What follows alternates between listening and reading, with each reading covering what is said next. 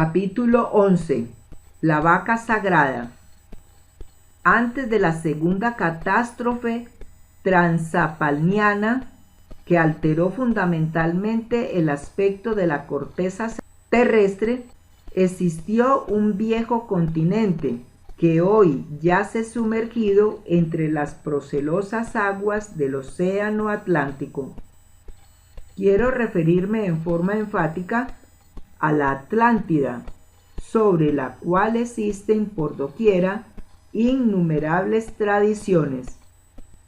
Ved, si no, nombres extranjeros atlantes o de lenguas bárbaras, como solían decir aquellos cretinos griegos que quisieron asesinar a Anaxágoras, cuando se atrevió a decir que el sol era un poco más grande que la mitad del Peloponeso.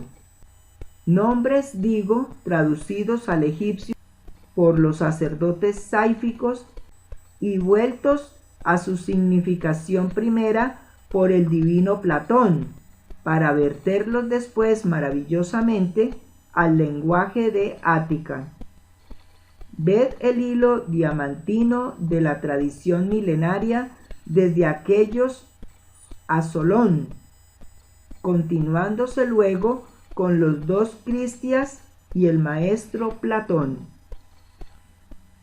Ved, os digo, extraordinarias descripciones de botánica, geografía, zoología, mineralogía, política, religión, costumbres, etc. de los atlantes.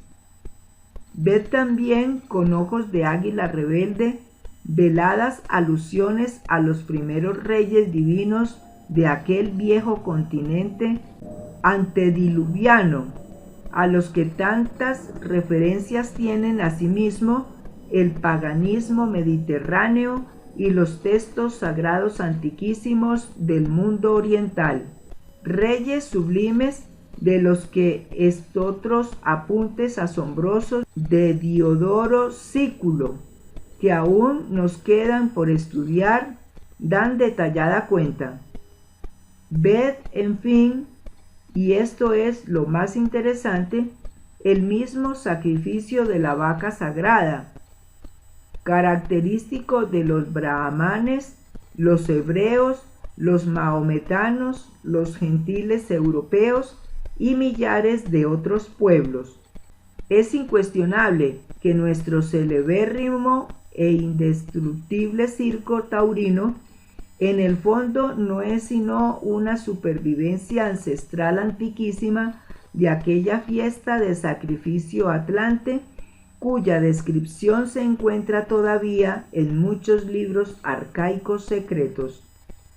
Son en realidad muchas las leyendas existentes en el mundo sobre aquellos toros sueltos en el templo de Neptuno, animales a los que no se les rendía brutalmente como hoy, con picas y espadas, sino con lazos y otras artes ingeniosas de clásica tauromaquia. Vencida ya en el ruedo sacro, la simbólica bestia era inmolada en honor de los dioses santos de la Atlántida, quienes, cual el propio Neptuno, habían involucionado desde el estado solar primitivo hasta convertirse en gentes de tipo lunar. El clásico arte taurómaco es ciertamente algo iniciático y relacionado con el culto misterioso de la vaca sagrada. Ved el ruedo atlante del templo de Neptuno y el actual. Ciertamente no son sino un zodíaco viviente en el que constelado se sienta el honorable público. El iniciador o hierofante es el maestro. Los bandilleros de a pie son los compañeros. Los picadores, a su vez, los aprendices. Por ello, estos últimos van sobre el caballo, es decir, con todo el lastre encima de su indomado cuerpo, que suele caer muerto en la ardua brega. Los compañeros, al poner las banderillas o bastos, ya empiezan a sentirse superiores a la fiera, al ego animal, es decir, que son ya a manera del Arjuna del Bhagavad Gita, los perseguidores del enemigo secreto, mientras el maestro, con la capa de su jerarquía, o sea, con el dominio de Maya, y empuñado con su diestra la espada flamígera de la voluntad, resulta a la manera del dios Krishna de aquel viejo poema, no el perseguidor, sino el matador del yo, de la bestia, horripilante monstruo bramador que también viese en el Camelok o Kamaloka el propio rey Artus, jefe supremo de los insignes caballeros de la mesa redonda. Es pues la resplandeciente tauromaquia atlante un arte regio profundamente significativo, por cuanto nos enseña a través de su brillante simbolismo la dura brega que debe conducirnos hasta la disolución del yo. Cualquier vistazo retrospectivo relacionado con el esoterismo taurino es indubitable que puede conducirnos a místicos descubrimientos de orden trascendental. Como hecho de actualidad inmediata, no está de más citar el profundo amor que siente el torero por su virgen. Es ostensible que a ella se entrega totalmente antes de aparecer con su traje de luces en el ruedo. Esto viene a recordarnos los misterios asíacos, el sacrificio terrible de la vaca sagrada y los cultos arcaicos de Io, cuyos orígenes devienen solemnes desde el amanecer de la vida en nuestro planeta Tierra. Resulta patético, claro y definitivo que solo Io Devi Kundalini, la vaca sagrada de las 5 patas, la Madre Divina, posee en verdad ese poder mágico serpentino que nos permite reducir a polvareda cósmica al ego animal, la bestia bramadora del ruedo de la existencia. Las vocales I, O constituyen en sí mismas el número 10 de la generación y la razón de la circunferencia al diámetro. Obviamente, I-O es pues el número Pi, Pitar, el tremendo misterio masculino-femenino. I-O también es la suástica, Foad, o la electricidad sexual trascendente que se representan con la cruz dentro del círculo y símbolo de la tierra, sobre cuyo tema podría escribir todo un libro.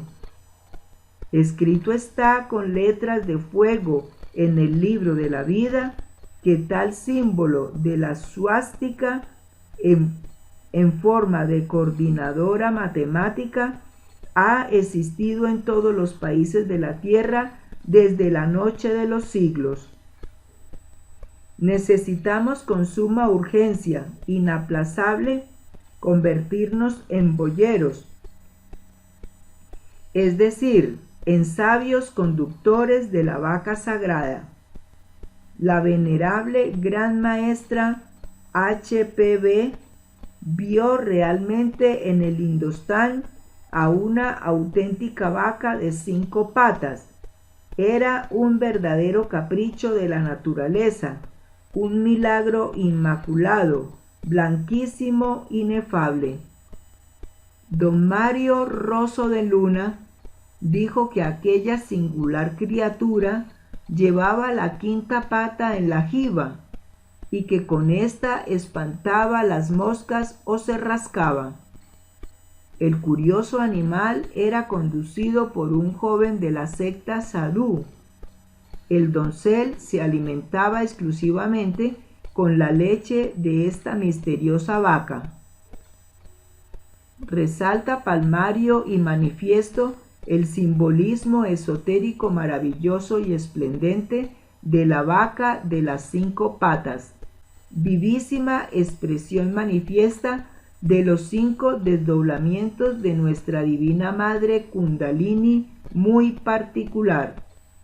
Recordemos el signo del infinito, el 8 tendido horizontalmente e igualado a un 5, lo que da, leído literalmente, infinito igual a 5, es decir, el infinito igual a la pentalfa, a la vaca inefable de las 5 patas, a la estrella de las 5 puntas o pentágono regular estrellado, que detuvo a Mefistófeles cuando acudió a la evocación brujesca del doctor Fausto.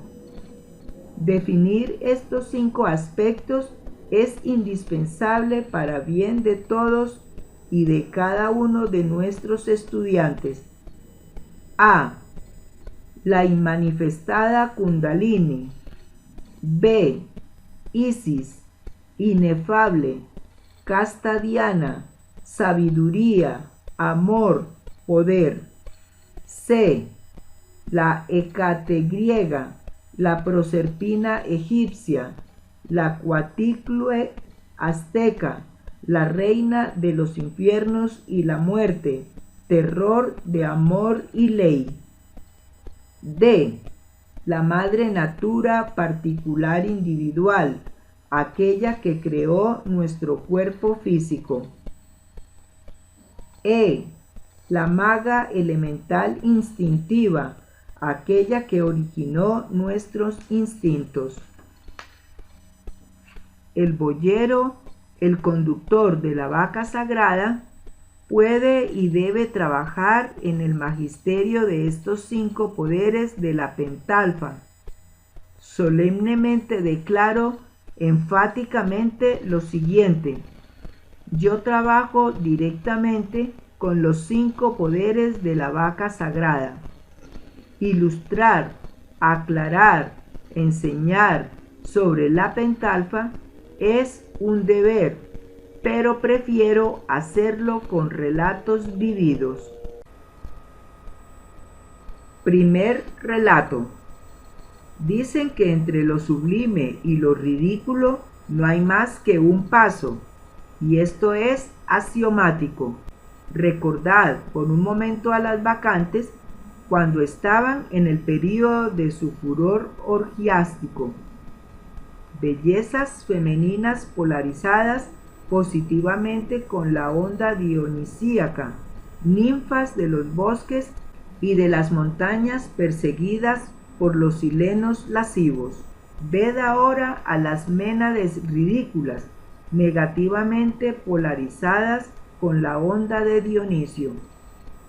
Bailarinas desenfrenadas en el furor de su locura sagrada, mujeres hippies de la antigua Grecia, féminas prostitutas excitadas por las drogas en plena embriaguez dionisíaca. Los sacrificios humanos y de animales las hacían aún más peligrosas. Fueron las ménades lujuriosas quienes dieron muerte a Orfeo, y la lira maravillosa cayó sobre el pavimento del templo hecha pedazos. Alguna vez relataba a mis amigos cósmicos episodios relacionados con un pasado bohemio.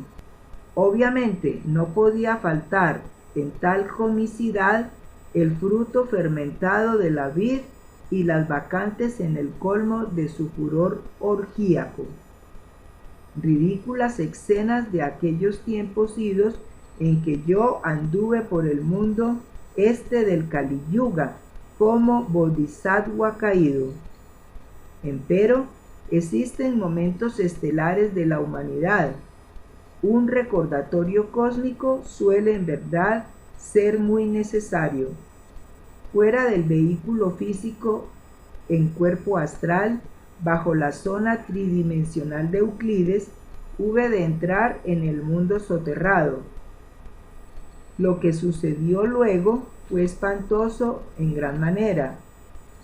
Lo que allí vi en la horripilante región sumergida fue lo mismo que antes viera Hoffmann, los Edgar Poe, los Blavatsky, los Bulwer-Lytton de todos los tiempos, lo mismo que nos pintase Espronceda con sus coros demoníacos, con las angustias del poeta, con sus voces discordes de los que llevan sin rumbo la nave de la vida, fiándose locos del viento de las pasiones y de la tenebrosa mar de la duda en el bien obrar, de los que fatales se desposan con el destino, de los que orgullosos quieren alzar torres de Babel, de ambiciones necias, de los que mienten, de los que combaten por mundanales glorias,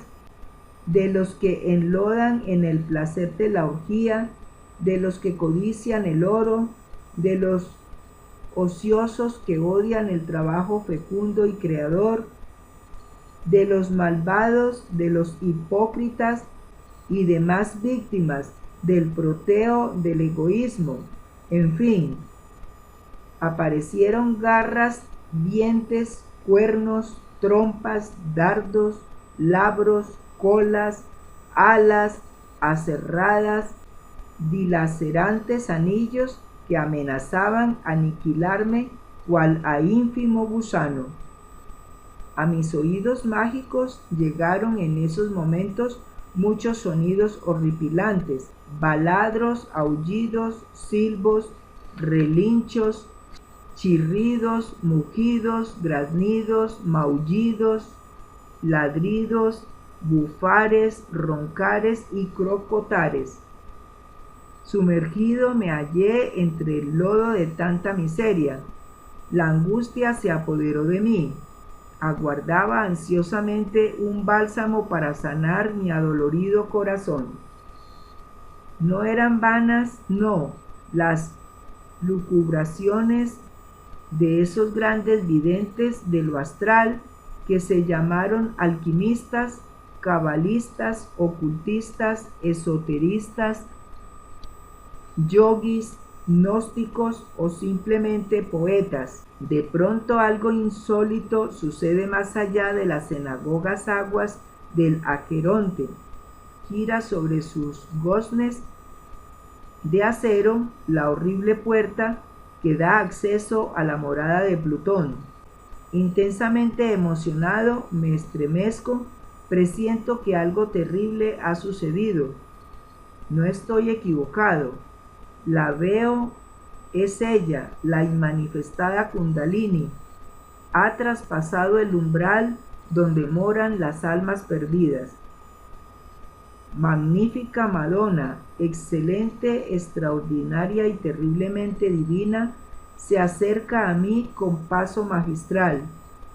No sé qué hacer, estoy confundido, siento temor y amor simultáneamente. Recordatorio cósmico, recriminación. Habla la adorable con voz de paraíso.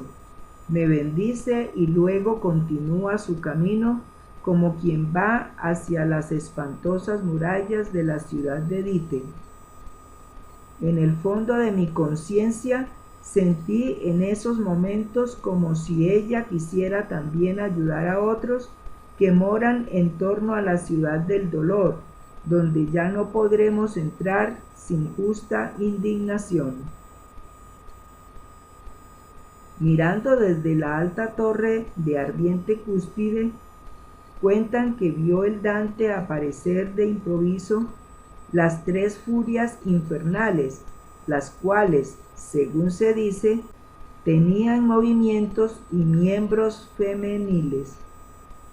Todo esto lo recordé instantáneamente, en modo alguno quería yo, mísero mortal del lodo de la tierra, convertirme en un habitante más de la ciudad del dolor. Afortunadamente tuve la inmensa dicha de poder salir de entre las entrañas del Averno para aparecer a la luz del sol. Otro día, muy de mañana, alguien toca a mi puerta. Es un viejo profesor de enseñanza secundaria. Aquel buen señor me invita a una fiesta de graduación. Su hija ha concluido estudios con pleno éxito. Imposible declinar su invitación. Es mi amigo y hasta le debo ciertos servicios. En modo alguno estoy dispuesto a despreciarlo. Después de estos, los consabidos arreglos personales, litelantes y mi insignificante persona, que nada vale, salimos de casa con el ánimo de llegar hasta la morada del profesor. Muchas gentes elegantemente vestidas nos recibieron muy cordiales en la regia mansión. Música deliciosa resonaba en la estancia. Gentes alegres iban y venían por aquí, por allá y acullá. Dichosas parejas danzaban sobre la mullida alfombra. Varias veces mi espléndido anfitrión vino hasta nosotros con el propósito de brindarnos el fermentado vino. Yo vi una y otra vez muy de cerca las resplandecientes copas de fino bacará, empero rechacé enérgicamente a Baco y sus orgías. Me hallaba compungido de corazón. Mi anfitrión se tornó cáustico, incisivo y hasta un poco hiriente. Incuestionablemente se convirtió en mi peor enemigo. Supuso equivocadamente que yo hacía un desaire a su fiesta. Más tarde propagó contra mí diversos infundidos difamantes. Lanzó contra mi insignificante persona todo el veneno de sus críticas. No contento con todo eso, apeló a la calumnia pública acusándome ante los tribunales de justicia por supuesto delito que todavía ignoro. Aquel caballero de Marras murió un poco más tarde en un desgraciado accidente automovilístico. Hoy en día pienso que en aquel festín procedí ciertamente como cualquier intonso. Me faltó diplomacia. Existen convidados en todas las salas del mundo que saben jugar con el diablo. Se pasan la noche entera con una copa en la mano y se defienden maravillosamente. Simulan beber cada vez que hay un nuevo brindis, mas en realidad no beben. Se burlan del demonio del alcohol. Segundo relato. Vamos ahora a un nuevo relato muy singular, en el cual no hablaremos de festines maravillosos ni de banquetes a lo Heliogábalo. ¿Qué descansa la vida? La del que huye del mundanal ruido y sigue la escondida senda por donde han ido los pocos sabios que en el mundo han sido, que no le enturbia el pecho, de los soberbios grandes el estado, ni del dorado techo se admira fabricando del sabio moro en Hasted sustentado.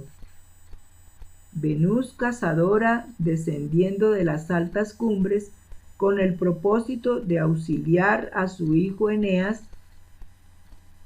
el héroe troyano que ha desembarcado en la tierra de Libia, me trae recuerdos insólitos.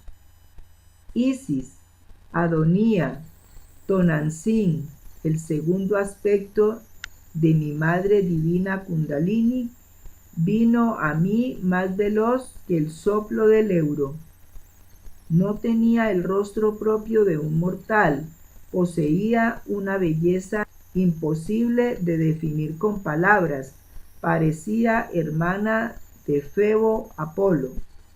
Me vi entre sus amantísimos brazos inmaculados. Parecía la adorable, una dolorosa como aquella del bíblico evangelio crístico. Tenía hambre y me dio de comer, sed y me dio de beber, enfermé y me curó. Imposible olvidar sus palabras. Hijo mío, tú sin mí, en la hora de la muerte, estarías completamente huérfano. Luego continuó diciendo, tú sin mí estarías en el mundo totalmente solo. ¿Qué sería de tu vida sin mí? Posteriormente repetí, ciertamente sin ti, madre mía, yo estaría huérfano. Reconozco plenamente que sin tu presencia, en la hora de la muerte, me hallaría realmente solo.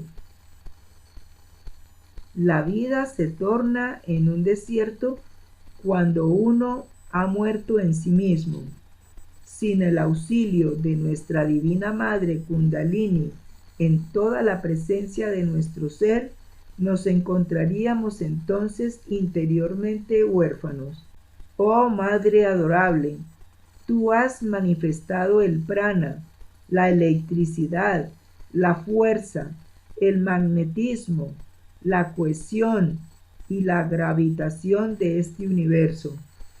Tú eres la divina energía cósmica, oculta entre las ignotas profundidades de cada criatura. Oh Mahasarasvati, oh Mahalakshmi, tú eres la esposa inefable del Shiva, el Espíritu Santo. Tercer relato. La leyenda de la vaca celeste, cuya leche es ambrosía, vida e inmortalidad.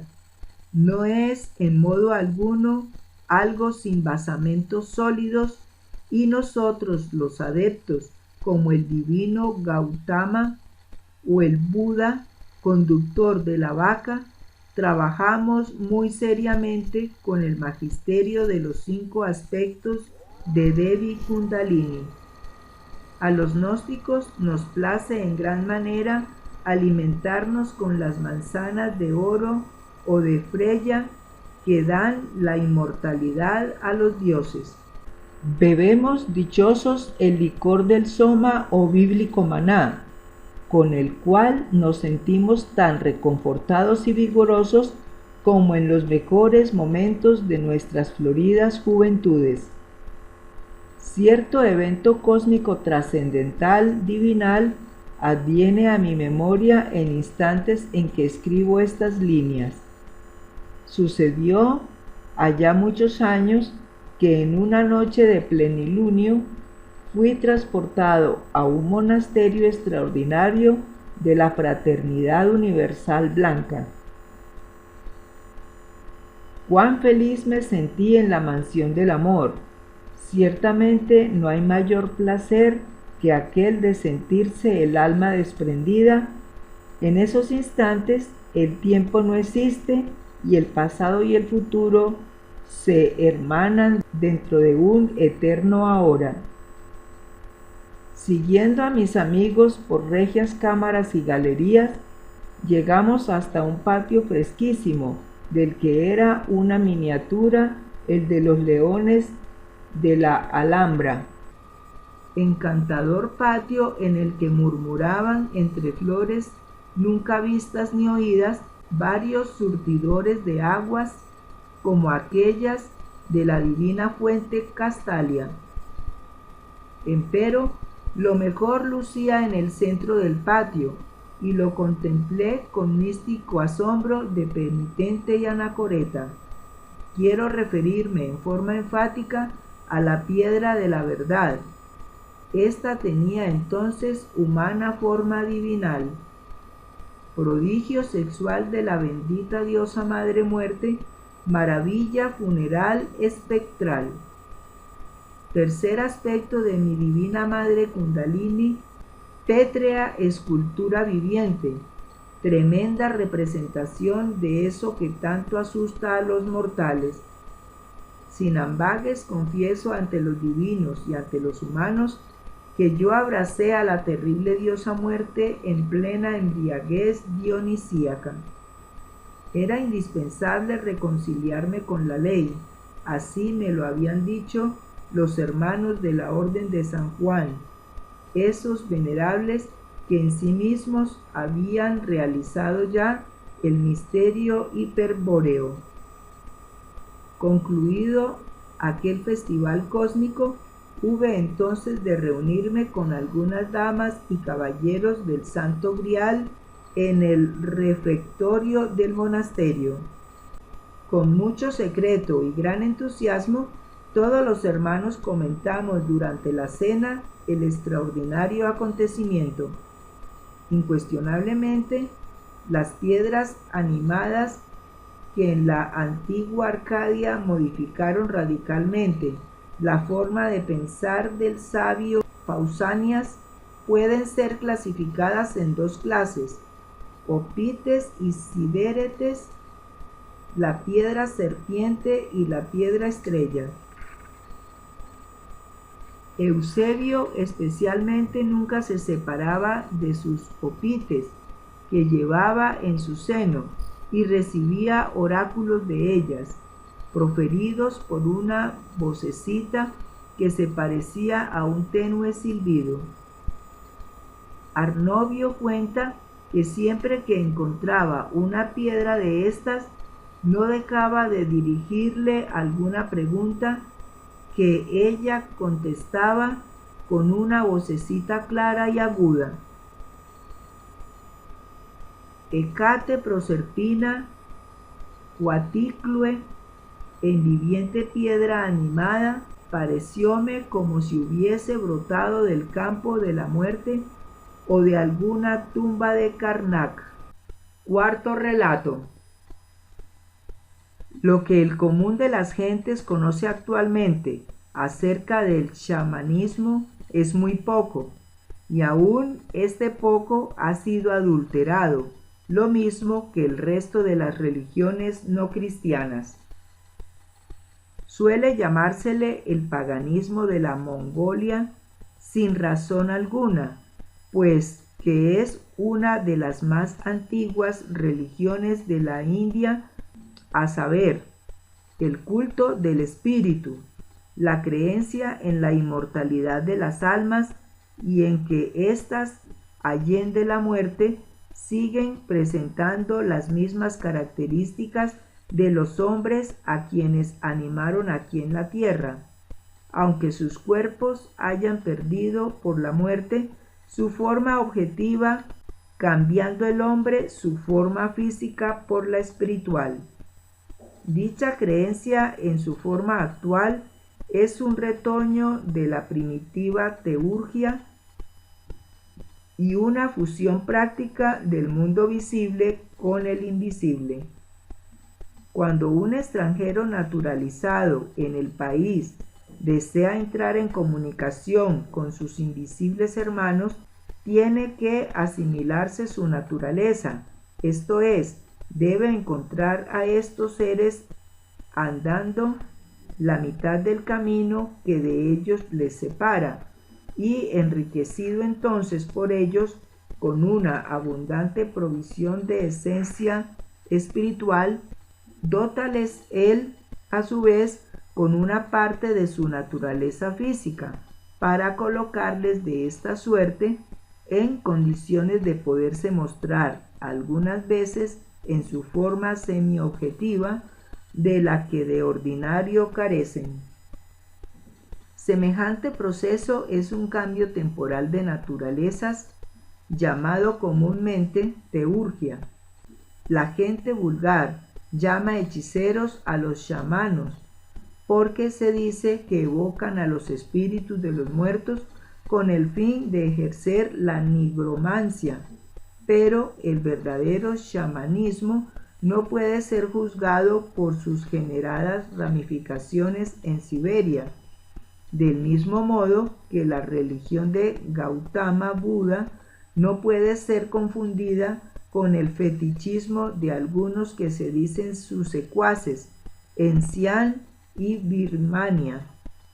Incuestionablemente, las teurgias invocaciones devienen más sencillas y eficaces cuando se opera mágicamente con el cuerpo físico totalmente sumergido dentro de la cuarta dimensión. Si recorriendo hacia adentro y hacia arriba la mitad del camino que de los seres queridos nos separa, podemos encontrarnos con nuestros muertos queridos cara a cara. Obviamente, resultaría más fácil todo esto andando la totalidad del camino. Con el cuerpo físico sumergido dentro de la cuarta coordenada, podemos como Jámblico invocar a los dioses santos para platicar con ellos personalmente. Empero es ostensible que necesitamos con urgencia máxima un punto de apoyo, una palanca que nos permita realmente saltar con cuerpo físico y todo a la cuarta dimensión. Cabe oportunamente citar aquí aquella famosa frase de Arquímedes: dame un punto de apoyo y moveré el universo. Ya en el 8º capítulo de este libro hablamos con mucho énfasis sobre el agente mágico de los estados yinas. Quiero referirme claramente al cuarto aspecto de Devi Kundalini. Este es el punto de apoyo para la cuarta vertical. En instantes en que escribo estas líneas, vienen a mi mente algunas remembranzas, magníficas evocaciones divinales. Sucedió que en una noche otoñal resolví beber del vino de la meditación en la copa de la perfecta concentración. El motivo de mi meditación fue mi madre natura particular, el cuarto aspecto de la serpiente ígnea de nuestros mágicos poderes. Orar es platicar con Dios, y yo platiqué con la adorable, suplicándole con verbo silencioso me llevase con cuerpo físico al paraíso terrenal, la cuarta dimensión. Lo que luego acaeció en la noche del misterio fue asombroso. Asistido por la inefable, me levanté del lecho. Cuando abandoné mi morada y salí a la calle, pude evidenciar que mi cuerpo físico había penetrado en la cuarta dimensión. Ella me llevó a los bosques más profundos del Edén, donde los ríos de agua pura de vida manan leche y miel. Virgen, señora de arboladas cumbres, todo calla ante ti. La Iberia inculta, el galo que aún muriendo adusto reta, y el sicambro feroz que al fin rindiendo las armas humillado te respeta. Adorable Madonna mía, por los dioses que desde alto cielo gobiernan en la tierra a los mortales, imploro siempre tu auxilio. El rostro de mi madre natura era como el de una beldad paradisíaca, imposible de describir con humanas palabras. Su cabello parecía como una cascada de oro cayendo deliciosamente sobre sus hombros alabastrinos. Su cuerpo era como el de la Venus mitológica.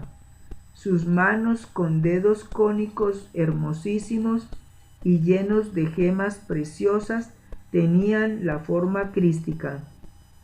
En el bosque platiqué con la adorable y ella me dijo cosas que a los seres terrenales no les es dable comprender. Sublime resplandecía mi madre en el mundo etérico, en la cuarta vertical, en la cuarta dimensión. Sí, pues, nada produce alivio para el pecho doliente, ni mármoles de Frigia, ni púrpura esplendente. Mejor es que refugie entre el seno delicioso de su divina madre natura particular individual. Ella es la autora de nuestros días, la verdadera artífice de nuestro cuerpo físico. Fue ella la que en el laboratorio humano juntó al óvulo con el zoospermo para que surgiera la vida. Es ella la creadora de la célula germinal con sus 48 cromosomas. Sin ella no se hubiera multiplicado las células del embrión ni formado los órganos. Aunque doblegue tu alma el sufrimiento, tente firme, oh discípulo, y entrégate humildemente a tu madre natura. Quinto relato. Quiero ver en los confines de la terrestre mansión al océano y a Tetis, a quienes debemos la existencia, los amores de Júpiter con la Virgen Io, la cual fue transformada en terna celeste o vaca sagrada de los orientales para así escapar a las iras de Juno, es algo que tiene muy honda significación. De aquí pues el primer Júpiter de la teogonía griega, padre de todos los dioses, señor del universo y hermano de Urano o Uranas, es decir, el fuego y el agua primitivos, pues es sabido, según el clásico, que en el panteón griego figuran cerca de 300 Júpiteres, en su otro aspecto de Jove o Iot-Ebe es el Jehová macho-hembra, andróginos colectivos de Elohim de los libros mosaicos, Adán Cadmon de los cabalistas, el Iasho o Inacho de la Anatolia, que también es el Dionisio, cuya onda vibratoria se ha vuelto muy intensa con la entrada del Sol en la brillante constelación de Acuario.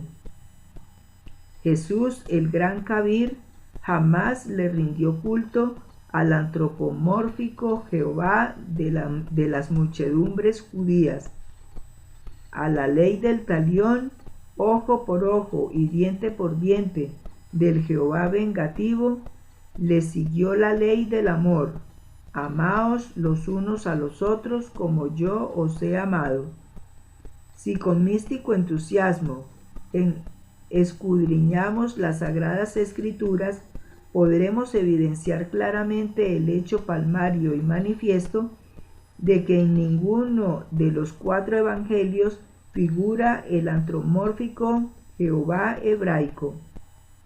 Ramío, María, la Divina Madre Kundalini, acompañó siempre al adorable, y ahí vemos en el Monte de las Calaveras, al pie de la cruz: Padre mío, perdónalos porque no saben lo que hacen, exclama el divino Rabí de Galilea desde las cumbres majestuosas del Calvario. Incuestionablemente, el bendito Señor de perfecciones solo adoró a su Padre que está en secreto y a su Divina Madre Kundalini. En otras palabras diremos, el gran Kabir Jesús amó profundamente a Iot-Heb, el divino macho hembra interior. Iot es ciertamente la mónada particular individual de cada cual, el Shiva Indostán, el archihierofante y archimago, el primogénito de la creación, el vellocino de oro, el tesoro del cual debemos apoderarnos después de vencer al dragón de las tinieblas. Heb es el desdoblamiento de Iot, la divina esposa de Shiva, nuestra madre Kundalini individual, la vaca sagrada de las 5 patas, el misterio esotérico de la pentalfa. Júpiter y su vaca de Iod guarda concomitancia exacta con el Iod-Hef, la divina pareja divinal interior de cada criatura. 4 aspectos de la vaca sagrada de Iod hemos estudiado. Continuamos ahora con el 5º misterio. Existen en el camino esotérico intervalos cósmicos trascendentes y trascendentales. Después de haber ingresado al templo de los 2 veces nacidos, hube de pasar por uno de esos intervalos. Quiero referirme en forma enfática a un suspenso sexual, a un período de abstención que duró varios años. En el ínterin me dediqué con exclusividad absoluta a la meditación interior profunda. Objetivo: disolver el yo psicológico, el mí mismo, el sí mismo, el cual es ciertamente un nudo en la energía cósmica, una trabazón que debemos reducir a polvareda cósmica. Comprender en forma íntegra cada uno de mis defectos psicológicos me pareció fundamental, mas yo quise ir un poco más lejos por el camino de la meditación. Comprensión no es todo. Necesitamos con urgencia máxima, inaplazable, capturar la honda significación de aquello que hemos comprendido. Cualquier devoto del real camino puede haberse dado el lujo de comprender un defecto psicológico en todos los territorios de la mente, sin que por ello haya logrado la aprehensión de su hondo significado. Tratando de comprender mis propios defectos en todos los recovecos de la mente, resolví convertirme en enemigo de mí mismo. Cada defecto fue estudiado por separado y en forma muy ordenada. Jamás cometí el error de querer cazar 10 liebres al mismo tiempo. De ninguna manera quería exponerme a un fracaso. La meditación se hacía exhaustiva, se tornaba cada vez más profunda, y cuando me sentía desfallecer, dejaba la mente quieta y en silencio, como aguardando alguna revelación. En esos instantes venía la verdad, capturaba eso que no es del tiempo, el hondo significado del defecto comprendido en forma íntegra. Después oraba, suplicaba, rogaba con vehemencia a mi divina madre Kundalini eliminara de mi mente el agregado psíquico, el defecto psicológico en cuestión.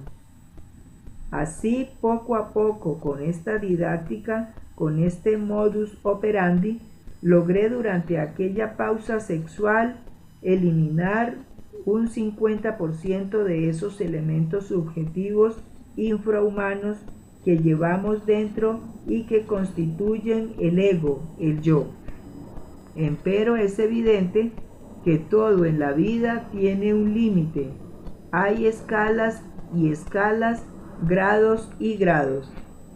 Este trabajo se hizo espantosamente difícil cuando hube de enfrentarme a los elementos infrahumanos más antiguos. Incuestionablemente, mi Madre Divina necesitaba de armas superiores. Me acordé de la lanza de Eros, el emblema maravilloso de la sexualidad trascendente, pero me hallaba en una pausa. ¿Qué hacer? Sin embargo, ya me había entregado un desiderato cósmico y cierto imperativo categórico me exigía descender otra vez a la fragua encendida de Vulcano, el sexo, mas yo no había comprendido. Había sido transportado a las montañas del misterio. Había visto en acción las terribles fuerzas del gran arcano.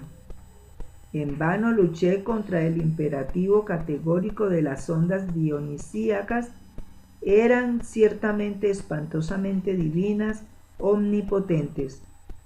Esos poderes sobrenaturales parecían una hecatombe apocalíptica. Sentí como si tales fuerzas pudiesen hacer saltar la tierra en pedazos. Cuando quise buscar, indagar, inquirir sobre el origen de tales fuerzas y poderes sexuales, me encontré frente a frente con la maga elemental, con mi divina madre Kundalini en su quinto aspecto.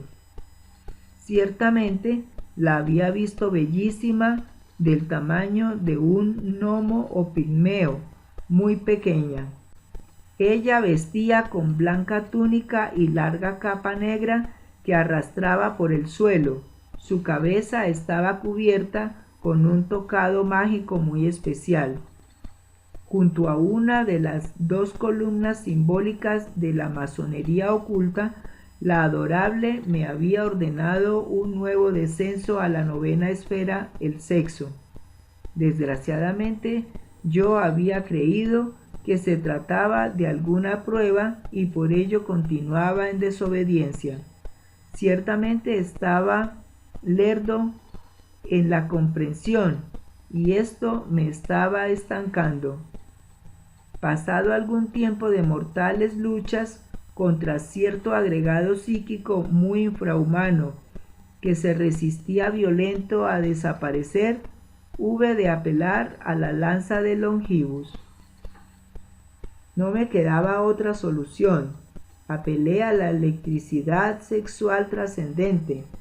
Supliqué a mi divina madre Kundalini durante la cópula metafísica, le rogué ansioso me empuñara la lanza de Eros.